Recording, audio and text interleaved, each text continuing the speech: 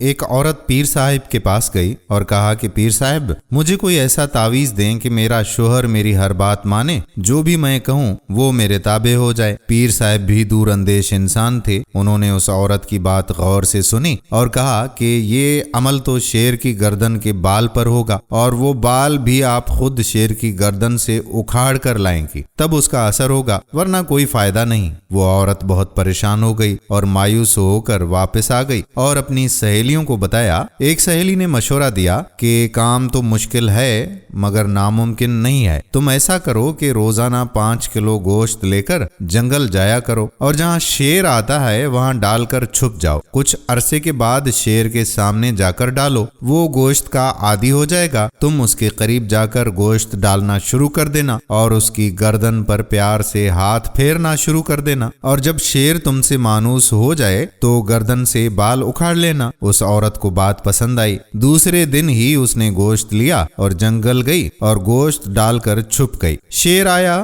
گوشت کھا لیا اور چلا گیا۔ اس عورت نے 1 ماہ تک ایسا ہی کیا۔ 1 ماہ کے بعد اس نے شیر کے سامنے جا کر گوشت ڈالنا شروع کر دیا تاکہ شیر کو پتا چل سکے کہ اس کی خدمت کون کرتا ہے۔ کچھ عرصے کے بعد شیر بھی عورت سے مانوس ہو گیا تھا۔ عورت نے شیر کی گردن پر آہستہ آہستہ پیار سے ہاتھ پھیرنا شروع کر دیا۔ ایک دن عورت نے موقع دیکھ کر شیر کی گردن سے بال اکھیڑا اور خوشی خوشی پیر صاحب کے پاس پہنچ گئی اور بال پیر صاحب کو دیا اور کہا کہ میں شیر کی گردن سے بال اکھاڑ کر لے آئی ہوں، اب آپ عمل شروع کر دیں۔ پیر صاحب نے پوچھا کہ کیسے لائی ہو؟ تو عورت نے پوری تفصیل بتا دی۔ پیر صاحب مسکرایا اور کہا کہ کیا تمہارا شوہر اس جنگلی درندے سے بھی زیادہ خطرناک ہے جو کہ خونخوار ہوتا ہے، جس کی تم نے چند دن خدمت کی اور وہ تم سے اتنا مانوس ہو گیا کہ تم نے اس کی گردن سے بال اکھیڑ لیا اور اس نے تمہیں کچھ بھی نہیں کہا؟ تمہارے شوہر کے ساتھ بھی پیٹ لگا ہوا ہے، تم اس کی خدمت کرو۔ جب جنگلی درندہ خدمت سے اتنا مانوس ہو سکتا ہے تو